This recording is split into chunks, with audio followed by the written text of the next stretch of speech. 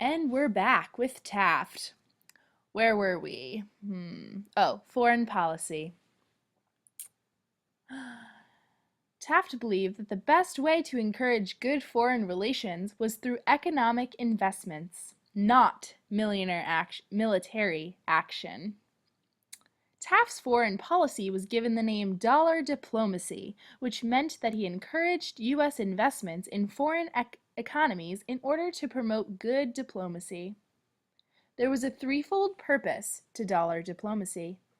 One, to increase U.S. profits. Two, to help the economies of struggling nations. And most importantly, three, to make stronger relationships with other countries. Taft described his foreign policy as substituting dollars for bullets, meaning he would use economic investments, not military force, to establish the United States' global presence. Taft used dollar diplomacy in many different countries to try to increase the U.S.'s global power. In Manchuria, China, Japan and Russia controlled the railroads. Taft believed that the control of railroads was equivalent to the control of the Chinese economy. From this belief stemmed his fear that without involvement in the railroads, the open door policy, which gave all nations permission to trade with China, not just imperial powers, would not be followed. Again, that's the open door policy. This would lead to exclusion of the United States from Chinese trade. Oh no! To remedy this, China proposed that the U.S. would buy the railroads from Japan and Russia, and return them to China. Taft approved of this plan, but Japan and Russia refused to relinquish control of the railroads. This failure to negotiate embarrassed Taft internationally, undermining his position of global power. Later on, the U.S. gave China a big loan, promoting good foreign relations, but Taft still failed in China, with trade decreasing during his presidency. So basically, he's still a failure. Closer to home, many Latin American countries were suffering from economic turmoil. The Monroe Doctrine, which we all know is James Monroe's foreign policy that prevented Europe from interfering in North America, was still in effect during Taft's presidency. While this was helpful to the United States, it hurt economically struggling Latin American countries because they couldn't receive any aid from wealthy European nations. Because of the effects of the Monroe Doctrine on Latin American economies, Taft felt obliged to help them out of their economic turmoil. One example of Taft trying to help a struggling Latin American country was when he sent 2,700 Marines to Nicaragua to protect the conservative government from revolutionaries. The Marines stayed in Nicaragua for 13 years. This occupation, which started as Taft's attempt to help Nicaragua, instead created distrust of Americans in Latin America. Even after his failures in China and Latin America, Taft still didn't learn to stop meddling in other countries' business.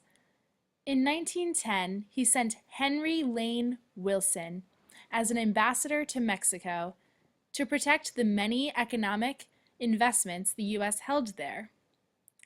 When the Mexican Revolution started in 1913, Taft gave Wilson unchecked power to do as he saw fit in Mexico.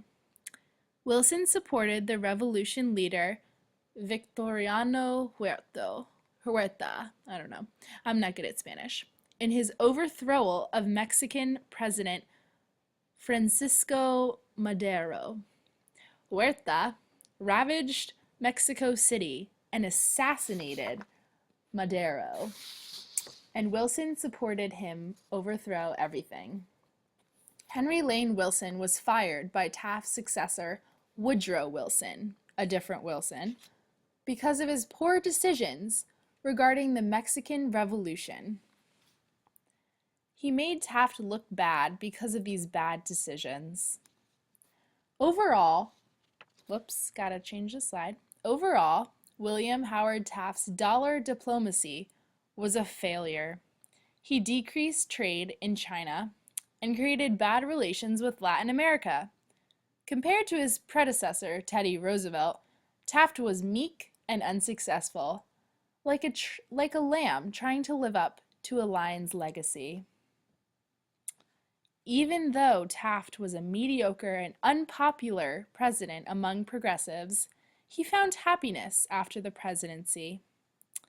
Taft's, Taft's true lifelong dream was to serve as Chief Justice of the United States, and he fulfilled this dream after leaving the presidency.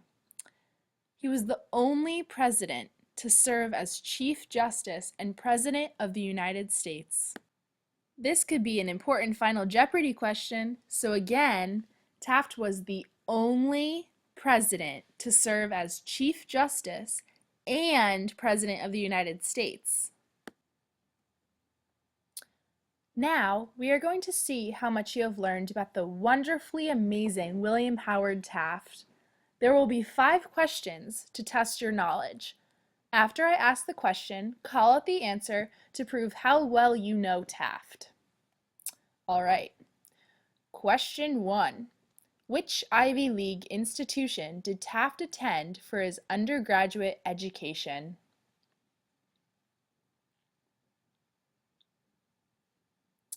The answer is Yale.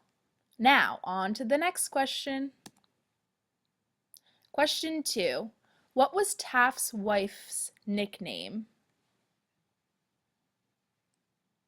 The correct answer is Nellie. If you said Helen, you were close. That was her real name. Question 3. What was one of Taft's nicknames? The correct answer is Trustbuster.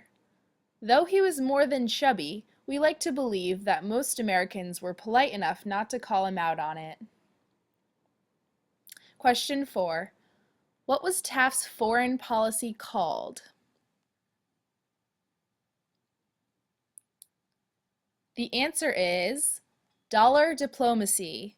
While Taft described his foreign policy as substituting dollars for bills, the common name was dollar diplomacy. On to the last question.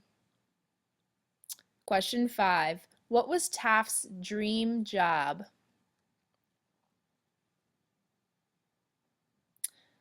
For those of you who said Chief Justice, you are right.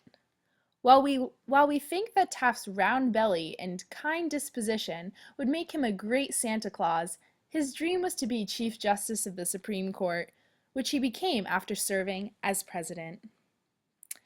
Thanks for watching. We hope you learned something, if anything, about America's fattest progressive president, William Howard Taft.